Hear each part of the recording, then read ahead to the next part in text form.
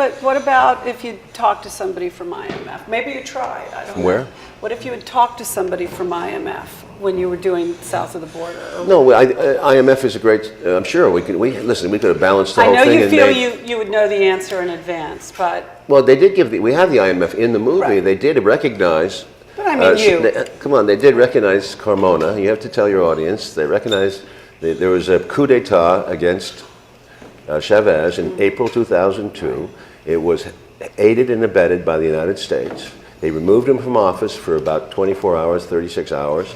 And in that time period, the IMF jumped in and recognized the new illegitimate regime, which had already thrown out the Supreme Court and the legislature. All that never happened before in the history of the IMF. The IMF generally waits to see what the new situation is, and then will come in months later. That's very weird. And also, you should say that the IMF had $20 billion in loans in South America up to about 10 years ago, 5 years ago. In this last 5 years, Chavez, Kirchner, this whole group has gotten rid, and Lula says it in the film. When I was ready to pay off the IMF, they said to me, you don't have to pay us, keep some of it. They wanted to roll over the loan, that's their deal. They were happy to get rid of the IMF. $20 billion is now $1 billion in South America. That's a radical improvement. They don't feel they have the devil on their shoulder. Well, I'm hoping everybody will see the film rather than me telling them all about it. But before we go into a little bit more of your career, one thing I noticed in the film that I thought was sweet was that you can't help yourself but direct, can you? I mean, there you were directing Chavez, how to ride his bicycle. Do you remember that? Yeah. And you were directing him. Yeah, because he talks a lot, so I have to cut him off, and I gotta say, hey, do this. Shut up, do this. But you were telling him how to feel the moment. Yeah, I was kidding around with him. You were taking him back to his childhood. You're getting on your bike. Now ride it. I took him to his grandmother's home. And then it broke. And that's where his heart is. Yeah. That and his soldier. Isn't that where everybody's home is? Heart is back home to some extent. You take them. Well, you take somebody to their home. You can often get across that ice. You break the ice, but with Chavez, with Hugo, he's one of the warmest people I've ever met. He's just likes people. He's like Bill Clinton. There's certain people that grab people, like George Bush didn't like. When have you last talked to him? What? When did you last Hugo? talk to him? A few weeks ago. No, Chavez. A few weeks ago. Okay. Did you by any chance ask him about the stories in the press about the food crisis down there? Food crisis? Yes. Well, people are eating. They're eating. I don't know. Is this the latest? Every week there's a crisis. I know you're in a bubble. You don't know what's happening in North the world, America. do you? No, come on. In North America, there's a crisis every week on Chavez, and you know it. Yeah. There's somebody arrested, this, that. It's outrageous. I mean, there's a crisis every week in Colombia. There's a crisis every week in Mexico, every day in Honduras, and yet somehow we get this over-exaggerated hype about how Chavez is destroying the economy. That's not true. By the way, he's democratically elected. There's going to be another legislative election in the fall. He'll take a hit because the opposition didn't participate. They boycotted. He'll take a hit and they'll say Chavez is over. It won't be over. We want people to watch the film. He's the still popular. Film, Oliver. If they don't want him, he'll go. He'll respect the right. When he lost that 2007 vote, he respected it. He didn't do anything. He didn't try to pull any numbers. So you have to understand, he has a program. He wants structural reform. He'd like to be president for three terms to 2020. He would. Makes no bones about it because he thinks Venezuela requires a deep reform. But let's not say that, these stories are really bad and they're part of the same thing happened to the Sandinistas in Nicaragua. It goes on. Every time we have an enemy, we think we have an enemy, we go after him with our media. And it works because people like you read in the newspaper, you say, oh, there's another crisis in Venezuela. But it isn't, you don't get the Venezuelan side. I don't know that people actually read about Latin America Well, you just call me that. I don't know what you No, I said it's in the press. Let's call it the educated elite. I have, my sense is that most Americans don't pay that much attention to Latin America. But I want to switch gears just a little bit. Well, it doesn't matter because it's still a misrepresentation in our media because they're lazy and they should go down there and they really do their work. Well, do you think you're getting that message out? A little bit. Starting to make. I mean, it's a 101 introduction. Does it wear you out? It's a 101 introduction to South America. Yeah, it wears me out. And when you're finally utterly wrung dry, then do you go back and embrace maybe fiction with then I need fiction. I Then need a you little need to fiction. go back to the other world. Well, let's go there for a moment because I did just have I know you're big on research. You do it yourself. You do a lot of studying. And for me, it was great fun to go back and rewatch most of your movies. I can't say I got to all of them, but And I've seen them pretty much chronologically as you've released them. Salvador was my first, and again, that goes back to what I was saying earlier. You make such a profound statement about that part of the world in that film. It would be wonderful to see you do that again with this subject that you're passionate about.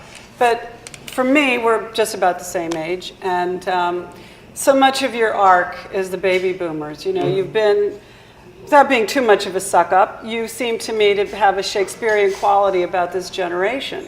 And you seem to have lived it, to be fixed on it, and to know how to talk about it. I wonder sometimes when I watch your films what you think now, as we're all about to go into our 60s, how we rank as a generation. We were supposed to change the world. We were supposed to make it so much better. You know, we came in with Kennedy being assassinated. Nixon was the father we sort of hated. We had that war. Now we're all sailing into our 60s. Where do you think we are? It's a big question, isn't it? Well, but you tackle these big themes and you do it so well. Well, I can say that my feelings are that we are really running an empire that we're overreached and we're overstretched, and we're choking on the excess. In our lifetime, everything grew bigger. We never thought I was born after World War II, and right. The bomb set off another age. We were the children of winners. Really? They'd won a war?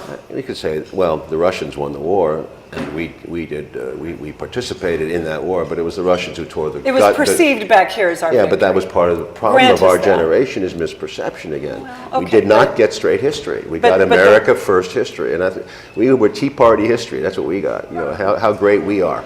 And I'm sorry, that really is a screw up, because in the education process of these so-called baby boomers that you say are the best, they're not the best. I'm not saying they were raised best. stupidly. I'm saying that was the expectation. They were raised stupidly. Well, I was in Vietnam when I was 19, and I went back at 22. That's not good education. My soul was coarsened in Vietnam. Our country was coarsened in Vietnam. It was coarsened again in Iraq 1 and Iraq 2. We've had lying presidents, lying governments, and you're saying it's the best. What's the best about it? We're the richest because we were positioned as the isolationist, richest country after World War II. Every other country was destroyed in the world. So we had a natural advantage, and we took advantage of it. We became very arrogant. You went to Vietnam seeking what you found there. I was a believer. I believed all that Cold War rubbish about the Russians are coming. I really did. That's an important theme of Born on the 4th of July with Ron Kovic, when you have those wonderful scenes of the parade. What's so good about the World War II generation? They fought the war. Many of them died. But they came back and they participated in lies. My father was pro-Vietnam. He was selling it, and I love my father. But your mother wasn't. Of course she was. She didn't want me to go. She was a typical mother.